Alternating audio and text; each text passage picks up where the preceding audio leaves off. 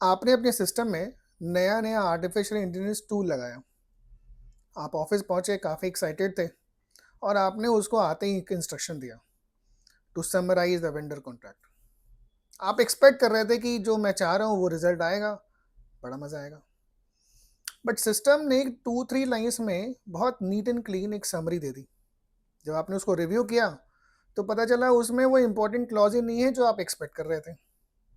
आप कंफ्यूज हो गए, ये काम नहीं कर रहा या मुझे काम कराना नहीं आ रहा।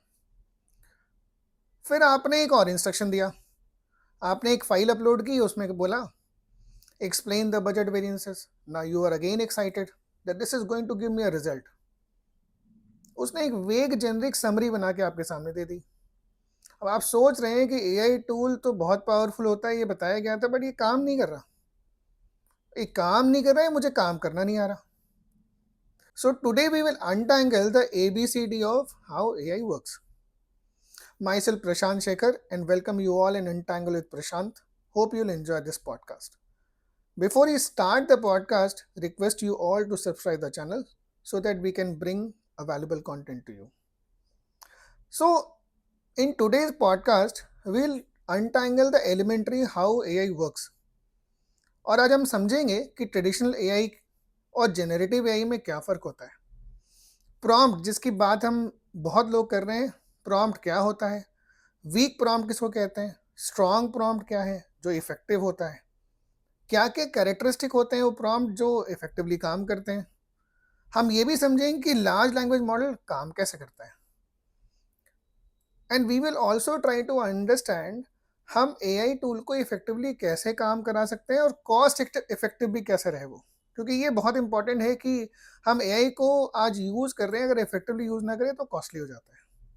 हम ये भी समझेंगे कि आर्टिफिशियल इंटेलिजेंस के रिस्क फ्रेमवर्क क्या होने चाहिए whenever we deploy any tool और we are working on an tool.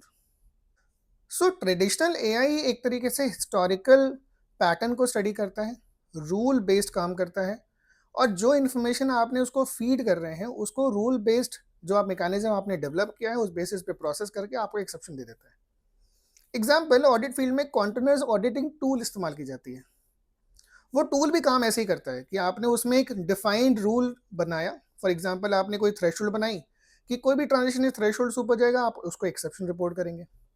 आपने बोला एक मैट्रिक्स है, अप्रूवल मैट्रिक्स है, इस अप्रूवल मैट्रिक्स को जो फॉलो नहीं करेगा उसको आप एक्सेप्शन बना दोगे। फॉर एग्जाम्पल, कैश मॉडलिंग के ऊपर बात करते हैं, फोरकास्ट मॉडलिंग करते हैं हम लोग। उसमें एक रूल बनाया गया, हम आपको पेएबल और रिसीवेबल की इन्फॉर्मेशन देंगे पिछले 5 साल के, और अगले क्वार्टर का आप फोरकास्ट रिव्यू कर दो। सो सिस्टम ऐसे ही काम करता है जिस तरह उसको बताया गया है, रूल बेस्ड, पास डेटा बेस्ड। लेकिन जेनेरिक एआई गेम चेंजर क्यों है? क्योंकि जेनेरिक एआई हमारे और आपकी तरह सोचता है, सीखता है और आउटपुट उस तरीके से देता है जैसे वो समराइज करता है, पढ़ता है, and then you give the relevant output to it.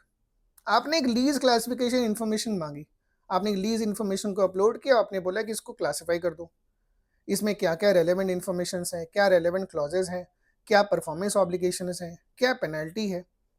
वो जैसे आप इन्फॉर्मेशन देंगे उसको वो ढंग से पढ़ेगा और आपको एक रेलेवेंट एक्सट्रैक्ट बना के देगा।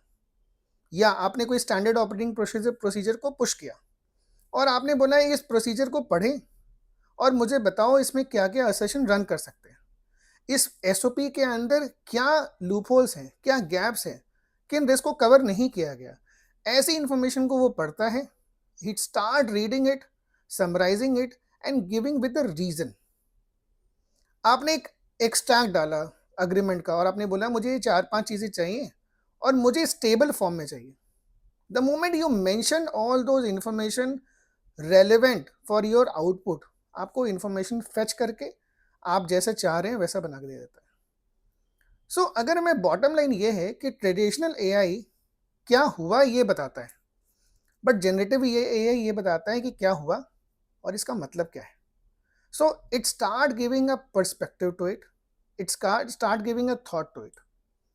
सो ट्रेडिशनल एआई और जनरेटिव एआई में काम करने में ये फर्क आता है। Now it is also very important कि अगर इस टूल से इफेक्टिवली काम कराना है तो आपके प्रॉम्प्ट भी उतने अच्छे होना चाहिए। प्रॉम्प्ट जब आप टूल को ओपन करते हैं ना तो एक बॉक्स दिखता है जहां पे हम टाइप करते हैं, सो कॉन्टेक्स्ट बॉक्स कहते हैं। प्रॉम्प्ट इंपॉर्टेंट क्यों है? वीक प्रॉम्प्ट क्या होता है, इफेक्टिव प्रॉम्प्ट किसको बोलते हैं? मैं आपको एक एग्जांपल बताता हूँ। वीक प्रॉम्प्ट, आपने कॉन्ट्रैक्ट एंटर किया, आपने बोला समराइज द कॉन्ट्रैक्ट, आपने कोई फर्दर इंस्ट्रक्शंस नहीं दिए, वो अपने हिसाब से समराइज करके देगा। लेकिन चूंकि उसको कोई कॉन्टेक्स्ट ही नहीं पता कि समराइज करना क्या है, किन चीजों को देखना है, किन चीजों को नहीं देखना है, तो whatever they feel like might not give a relevant output to you.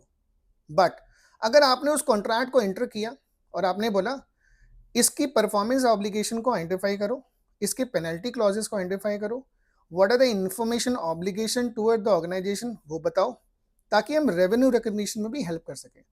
और मुझे एक लेआउट बना के दो फॉर्मेट में, and ask any question if you want to, if you have any clarification before giving a response.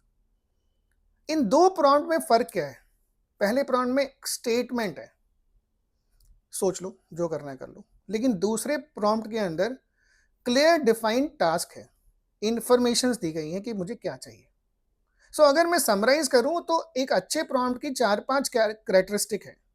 आप जब prompt दें तो टूल को बताएं कि आपको काम कैसे करना है। Who are you? आप ऑडिटर हैं, लीगल प्रोफेशनल्स हैं, पुलिस ऑफिसर हैं, फाइनेंस प्रोफेशनल्स हैं, आप क्या हैं? दूसरा, आप जो टास्क करा रहे हैं उसका ऑब्जेक्टिव क्या है, क्या एग्जैक्टली आप उसमें चाहते हैं। तीसरा, उसकी रिलेवेंट इंफॉर्मेशन को उसमें डालें। वो डॉक्यूमेंट हो सकता है, इंफॉर्मेशन हो सकती है, या कोई भी any other information relevant for extract. चौथा, आपको आउटपुट किस तरीके से चाहिए? पीपीटी में चाहिए, प्रेजेंटेशन मोड में चाहिए, एक्सेल फाइल में चाहिए, वर्ड में चाहिए, and whatever format you want. Last, कोई कंस्ट्रेन है which you want to mention so that you do not get a follow up questions. So ये सारी इंफॉर्मेशन अगर आप देते हैं तो एक बेहतरीन प्रॉम्प्ट बनता है, जिससे आपकी रिजल्ट आप जो चाह रहे हैं वैसा मिलेगा। दूसरा, इसका इम्पैक्ट उसके कॉस्ट पे भी होता है, इसके बारे में हम आगे बात करेंगे। आगे हम समझते हैं कि एलएलएम, लार्ज लैंग्वेज मॉडल, होता क्या है और ये कॉस्ट इफेक्टिवली हम कैसे यूज कर सकते हैं। लार्ज लैंग्वेज मॉडल को ऐसा समझें कि मॉडल वर्ड ये बताता है कि लाइक अ professionals, 5 year professionals, 10 year professionals, 25 year professional, आप किस तरह की प्रोफेशनल का इस्तेमाल करते हो किस टास्क के लिए। ऑब्वियसली बेसिक जॉब के लिए हम जूनियर प्रोफेशनल का इस्तेमाल करते हैं, but for a tough job, for any extensive work, we always take help from the experienced professional. It is very much similar in models also.